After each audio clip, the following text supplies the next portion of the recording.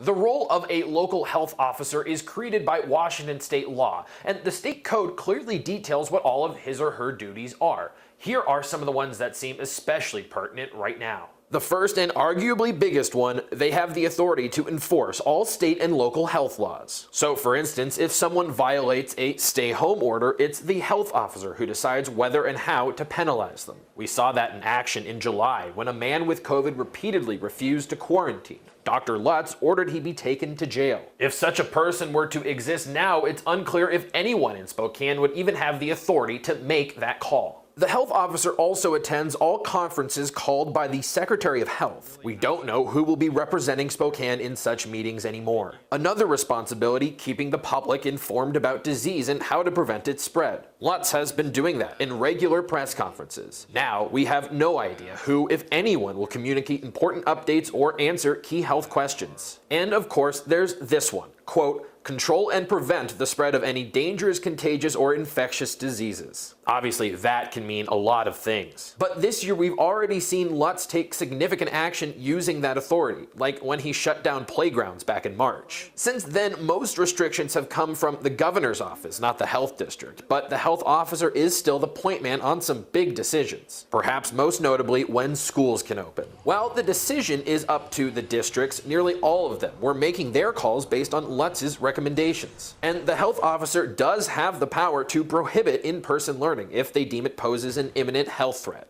Now, there's nobody to make those recommendations or emergency decisions. Casey Decker, KREM 2 News.